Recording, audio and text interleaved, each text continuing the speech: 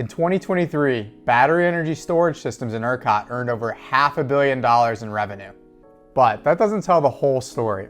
On average, batteries earned $196,000 per megawatt across the entire year. That's 33% higher than in 2022.